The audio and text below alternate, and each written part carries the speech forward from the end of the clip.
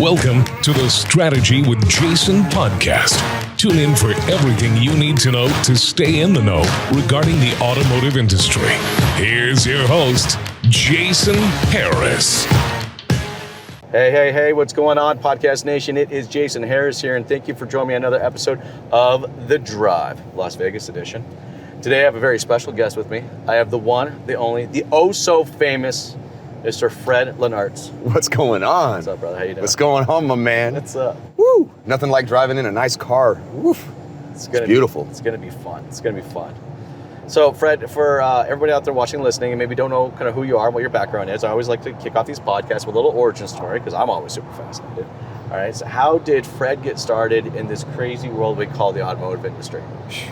You know, by luck, I ran into a guy that I believed I was double the intelligence of, just through the conversation and things like that. And I asked him, I was like, hey, what do you do for a living? He lived in a nice house. He had nice cars, nice clothes. And he's like, I sell cars. I was like, really? Well, how much money do you make doing that? And he was like, 6 figures. And I was in college trying to make $50,000 a year. So I was like, my mind started just calculating things. And I realized, hey, I can do that. I love people. I love talking to folks. So one day I saw an article in the newspaper, I guess a classified ad, and it said, come on in, $90,000 a year, 401k, all these things. I went in and went ahead and jumped in and got in the business. I needed it. I had a family getting ready to start, and I needed to make some money, and what a way to make money. And man, I got stuck the moment I did it. It was a beautiful I know, thing. Right? It's once you get a little taste for it, you're like, that tastes delicious. Good. It's so yummy. I want some more. Just like a nice cup of Car Guy coffee. Just saying. That's not Car Guy coffee. This isn't Car Guy coffee. No, this is caramel macchiato from Starbucks. I was thinking for a second, I'm like, did you guys actually bring Car Guy coffee? We did. I just didn't have anywhere to brew it. I did not have anywhere to brew it. That's unfortunate, but yes. But you got to get yourself some Car Guy coffee. That's right. It's delicious. Hey, we've been at Digital Dealer. Gosh, I've been in Vegas here for a week, and Digital Dealer's just finishing up. But man, there's just a lot of different things going on. There's a lot of new vendors I didn't even recognize. Right? Oh, yeah. The talks are about things that I don't think of really. It's just new, right? It's sometimes you go to these conferences and you feel like it's slightly repetitive, but it's repetitive for a good reason. But I didn't feel like there was a whole lot of repetitive conversations here. It was very new. As an industry, we've changed in the last 20 months in ways that we've never even changed for the last 60 years. Mm-hmm. But I'd love to kind of get what are some of your key takeaways from this event? And you're so right. You said it exactly right. What's going on right now in the last 20 months is unique. We've been forced to do it in a way which I think is a blessing. Yeah. There's nothing better than having to get digitally transformed into this new world and being able to give clients an easy access to what our inventory is, how we sell vehicles, and how they can take delivery of it. And what's going on right now, and I love it with all these different vendors, and you're right, there's a lot of new vendors. Even I've been running the circuit the last year, and I've seen a lot of new ones here at this event, and It's a beautiful thing to see. I think it's great. A lot of people think, this guy's trying to be my competitor. Well, that's great to have competitors because that's what makes you step up. A lot of people, they get complacent if they're the only one in the market doing it. And what happens is when you have a competitor, all of a sudden you have to pick your game up a little bit because they have something that you can't do and you have something that they can't do. Yeah. What I would love to see, and not to go too far into this, what I would love to see is these companies actually help each other.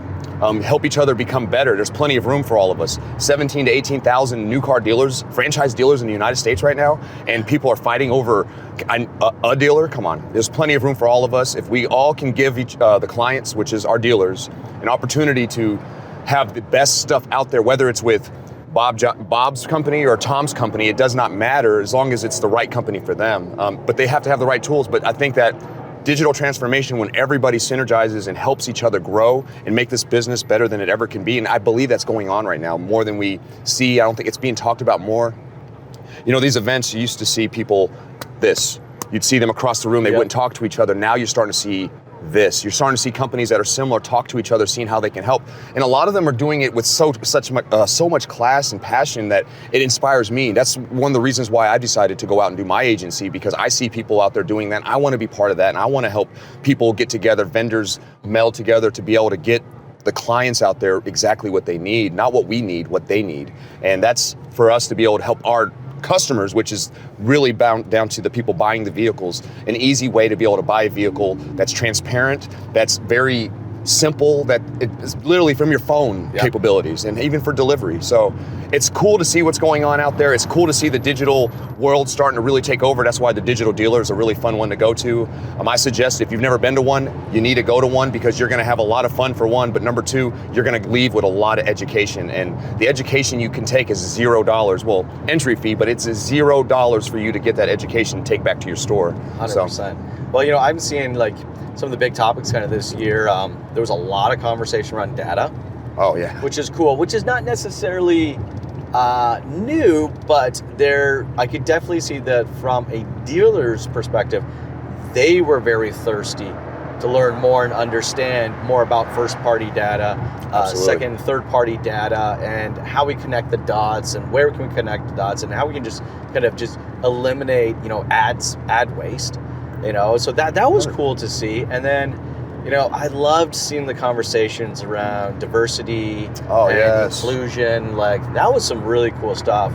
Absolutely. Did you get a chance to check that out? I did. I got to see Sandy moderate. Man, what a great panel that was. And they really talked about what's really happening. And they pointed out some things. You look at when Carrie spoke, and she said she looked out in the crowd, and literally there was one table with women of color in automotive. One table. Normally, she would go to something like this, and there may be no table out there. May not see any women of color out there, or even men of color in this automotive industry, especially at the top level management. There's a lot of mid-level, there's a lot of that going on, but there's not enough at the top level so they can hire on more. Now, diversity doesn't mean that you have to put, and that's what I love, it's not about making everything of color. It's about finding what's the right demographics for your town and really making sure that you have that representation in your stores, in your businesses. So it translates all the way outside the automotive industry, but we're talking about automotive. So when you're talking about dealerships, if you don't have the right people in there to be able to serve your clients, they're going to feel uncomfortable. I know I like to deal with people that look familiar to me, that feel comfortable to me, and that's for all our clients. Some people don't care, that's fine, but a lot of them do. And and when you can make them feel comfortable, people feel comfortable about their purchase with people that they feel like they could already have an instant bond with. Yeah, it's beautiful. It seems like there's a lot of conversations I notice in the hallways. I love hallway conversations. They're great. It's like, don't get me wrong, love the keynotes, love the panels, but I get super, super interested in just the hallway conversations, because I will sit there and I'll just watch and listen. Yeah. Because I want to see what everyone's talking about, right?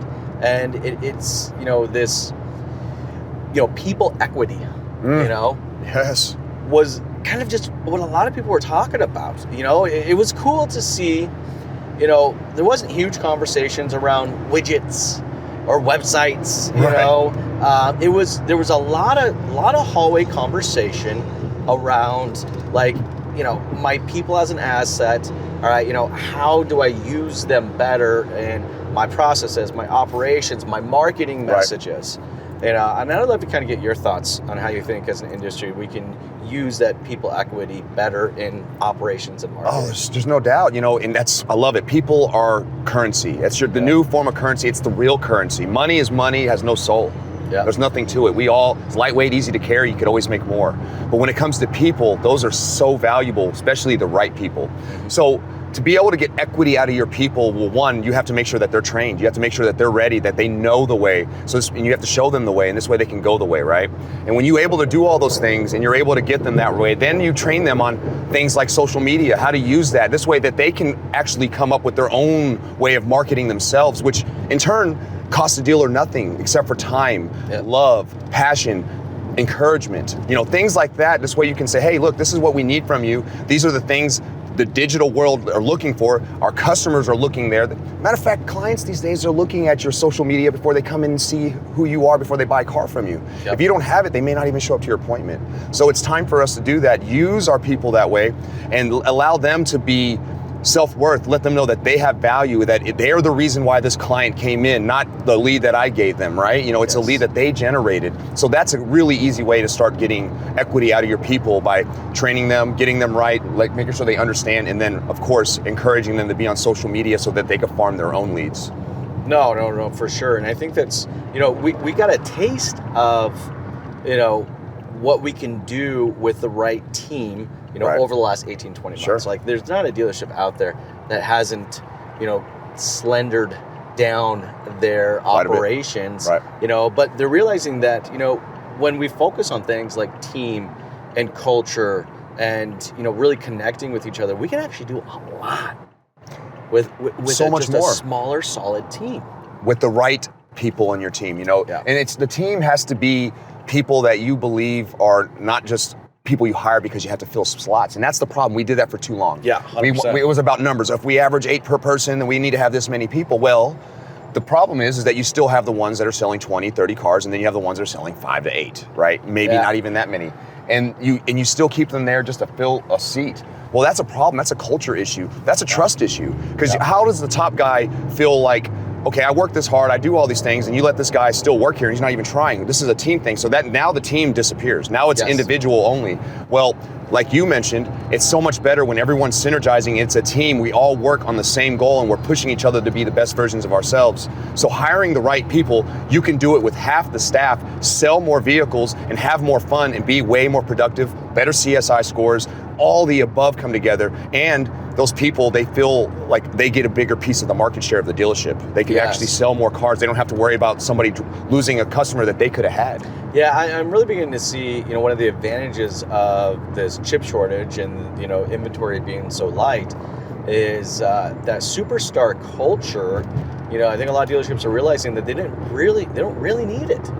Having, and you know what I mean by a superstar. I know what you mean. The ones I know exactly what you mean. They're the ones that are the highest performing, but they also come with an attitude attached, and this is, I think these are my customers. Entitlement. There's entitlement that comes with it too. Now, I'm not saying that there's not some amazing, salespeople out there are doing 40, 50 cars and are great teammates. Oh man. But as an industry, we've always kind of focused on superstars. We want to hire superstars. We want the Jordans of the world. Right. And we didn't really think about the team in itself. And we're finding because, when you only have 30 some odd cars on your lot, right? I mean, you are really having to communicate as a team as far as who's working on what, who's not working on what. And I think we're seeing a lot of value in that, do you think? There's no doubt you're seeing value in that, and it's neat. What I love about all that, and you break it down, when you have less people, you could spend more time on them. So when you're saying, let's take the superstars out, we have no superstars left, but I have top echelon people who are focused, passionate, that want to learn, that are not scared to be adaptable, that are not scared to, be trained. Like, the problem with superstars a lot, if you suggest something to them, they already know. I don't need that. They don't want training. They feel like they have it all figured out. Well, here's the problem with this world, as we know, the last 20 months to show us, it's changing all the time. The way we sell cars, who we sell cars to, how we sell cars to them. If you're not being adaptable, which most superstars are not in this stage. Now, like you said, there is some of those ones out there that do great. They're great team members. They sell a lot of cars. They do all the above. But for the most part, like you said, the old culture, the Michael Jordan culture, you just want to have that one guy that kills it, and you let him take time off, you let him do all those things. Well, that is bad for everyone else too, in a sense. So you have to make sure that you have a team that understands we all are here together. You can spend more time with them with less people. Being that there's an inventory shortage out there, now you can have, you really have more control of what's going on, and you can I love what's going on, honestly. I think that this was a blessing. As crazy as everything is, I hate to say that word because I don't want to take lightly people who've had issues with Corona and all the things that are going on in the world. I'm not trying to take that at all. I mean, I lived through it, folks. I get it. But as a individual in the automotive industry, seeing what's happening right now because of what happened, I am so enlightened, I'm so excited, and I'm so motivated to even be more passionate about this business and to help it become what it should be. It's just a great time. There's just so many positive things going on. There really is, man. Now talk about changes and positive things. You got a few new changes going on. I mean, just a little, man. Just a couple things. Things are. They're coming along well. I just left the dealership. Last month was my last month. I was there for almost 9 years. It was family for me, a place that even allowed me to go out and do things by myself, go to these events, have fun. I worked for my best friend, still do. I mean, he's still my best friend, but even he knew it was time for me to go. It was time for me to go out and do my thing. So this landscape, that's another side. If I believe what's going on is what's helped me catapult myself out there to be able to say it's time, because it is time for somebody like me to go out there. I'm a positive guy. You guys know me. I'm all about that positivity. I'm all about that fun. I'm all about sharing and helping people and encouraging them. And now is the time. We need encouragement. Salespeople need to know that it's going to be all right. They need to know that you can sell, still sell 30 cars even though there's only 30 cars on the lot, right? You still can do that, and there's processes and there's all kinds of things that we can do to help dealerships get to that level, whether it be a vehicle buying center, whether it be generating leads, teaching them about what geofencing and geoframing is, and all these different things. You talk about data. Yeah. Data today is amazing. Now we, as auto dealers, we're years behind the rest of the world. Years. 100%. This technology's been out forever. I mean, big corporations have been using it. Hospitals have been using it. And I mean, even Target, if you get your ad, it's specialized to you folks. That is what's going on, and that is what's happening right now in automotive. And people are starting to really take heed to it, especially because of what happened over the last 20 years, which makes me go, I want to come out here and share this with all the dealers. So it was time. Certified Solutionaries is out. We're excited. Lou Ramirez, my business partner, my co-host from Car Guy Coffee. We're out here trying to bring some love. And that's what it's all about, loving this business, loving the people that we're influencing, and loving the people who are influencing us, like you and so many others. So I appreciate just even being in this car with you, Jason. You're somebody that, I found a lot of passion from, a lot of influence from. Just seeing what you do and how you do it makes me feel very encouraged that this business is my place where I'm supposed to be, because you are you. That means that I could be me. You know what I mean? And I love that.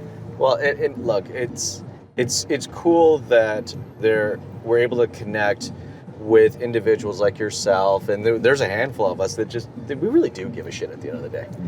Facts, man. This industry has blessed us with such opportunity, for ourselves and for our families, that what we can do as far as just giving back to it is any opportunity we can, right? And look, we get an opportunity to make some money along the way, we'll make it. That's nothing wrong with that. You're supposed to make money. I mean, even God says that, if you put faith behind all your work, you will get abundance of everything you want. When you plant seeds, not only will you be able to harvest what you want, you're going to harvest more than you can need. You can share with people, and that's the point, to give to others, to give more than you take. And you can when you harvest and you plant those seeds the way you're supposed to, and you make sure you take that time to water them and nurture them, put sun on them, and let them know that it's going to be okay, and then it will come out. And you can take all that, share it with people, give them what they want, and be able to take what you need too. Yep. It's not that I want to be greedy at all. It's not about greed. It's about doing as much as I possibly can and being the best version of myself every single day. And that's 100%. That's all I strive to be.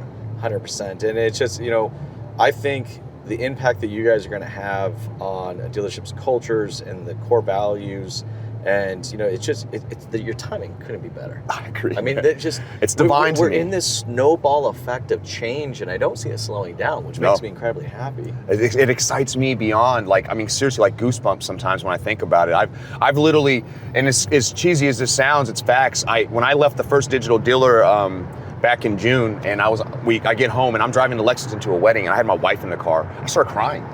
I started evaluating everything that's going on, and it was crying as from excitement, happiness, knowing that I'm in the right place at the right time. Yes. And I felt it. I felt like this is it. I found my calling. I know where I'm supposed to be. I know how I can really impact the world, especially the automotive world, where this has been my home. This is what's provided my family everything that we've had, and beyond. My brother got in this business because of me, and he's been able to provide for his family. I've seen people that I've hired who've gotten in this business buying homes and cars that couldn't even buy a stick of gum with their credit when I first met them. You know what I mean? Yeah. Didn't even have the confidence to say that they could buy a house. I would ask them, "You want to buy a house one day?" And they'd be like, I don't know. Now they're buying homes, and they're looking into investment properties. They're saving money. They're investing in stocks. They're becoming human beings. They're becoming people that are benefit to the world. They're changing things, and eventually one day, they're going to be part of my legacy, and they'll go out and they'll do things, and they don't have to even bring my name up, but I'll know that I helped that guy get to where he's at. I showed him the way because he saw that I was there, that I took those steps, that I started with nothing. I started with bad credit. I started with things that, most people would be like, no way he's going to make it, but it's just one of those things we go through, and we have to learn ourselves, but this business provides that for us. I love this business, man. I really do. We're able to maintain kind of that level of productivity and hustle because we have accountability. That's it. And I know you talk a lot about accountability. One of my favorite words, man. And I find sometimes when I'm meeting with new people that are coming into the industry, that is actually one of the hardest things that they really kind of struggle with. It's just being accountable for their time and accountable for their efforts. Oh yeah. What are your thoughts? I think that's a generational, excuse me, erase that. It's not a generational thing. I think it's the way they were raised. A lot of parents in today's world, and even in the past, I mean, people in my generation the same, they're guilty of it too, is that they were given things. They were just like, hey, life is easy. You don't have to work too hard. Just go to school, make good grades. And we all know the public education system, it's easy. I thought it was. It was simple. Like, just show up, do some homework, turn it in, you passed. So they didn't really push us to be more than we could be or be the best version of ourselves. They just wanted you to standardize testing. This is what you have to do. This is what you need to learn, not what you want to learn. There's a difference. There's a huge difference in that. Yes, there is. So I think that translates into today's, when you get into business, of course, there's going to be the black sheeps that come in and they rock out, like Lou Ramirez's, and guys like that. Some people, I think, have natural accountability, but then it's something that we also have to, it's something we can develop, but I think it's a key area to develop in our teams, and that's what the most successful teams I've seen have that. If you don't have accountability, you don't have anything, because people naturally, good or bad, I'm guilty of it. Without accountability, they will shortcut things. They will say they did it, but didn't really do it. Just like, you say, I need you to do $30 a day. I did $30 a day. I did it today. Well, I need to see that you did it. And there's nothing wrong with asking that. But here's the thing, you can't just do it once. You have to do it every time. As a leader, when you have accountability, you have to really be accountable to them. You can't be lazy, one day do it, one day not, then your team won't believe you. And what's the point of them doing it? So you have to be, that's why as a leader, you have to be so self-accountable, but you have to work on those habits, become those habits. And that's something that I've worked on a lot, I talk about a lot, like you mentioned, and I know for sure it works. It's hard work. 100% commitment. Well, look, I know we're towards the tail end of our time, right? And I'm sure if it was up to us, we could jam for like another hour. There's no doubt. With you, I could talk all day, Jason, all day. Hey, but for everybody out there that's watching and listening right now, and would love to connect with you and learn a little bit more about what you do and how they can, continue some of these conversations, what's the best way to connect with you? Man, it's really easy. You can always email me, fred@carguycoffee.com. You can go to my website, carguycoffee.com. You can go on there, connect with us on there, contact with us on there. You can also go to any social media platform. I'm Fred, the Subprime hero, Lennartz. And I'm everywhere. LinkedIn, you can find me, YouTube, Facebook, Twitter, you name it, I'm there. TikTok even, whoa, right? So come out and check us out. We love helping people. We love helping dealers. And most importantly, we want to make sure that at the end of the day, that you understand that it's about being the best version of yourself and not worrying about what anybody else is doing. Yeah. You need to find what you're the best in the world at and go after it and be passionate about it and hold yourself accountable for it. Dude, thank you so much for taking the time to jam with me today. This has been a lot of fun, man. Always a pleasure with you, man. And I'm honored that we finally got to meet in person, man, and that you got to come down from that northern country they call Canada, right?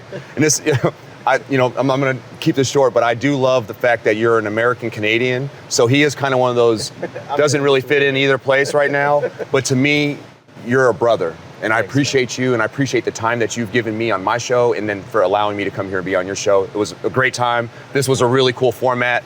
Folks, make sure you check out his show. This guy he's the boss, you know what I'm saying? So I appreciate you, man. Appreciate it. That was a lot of fun. Yeah, me too.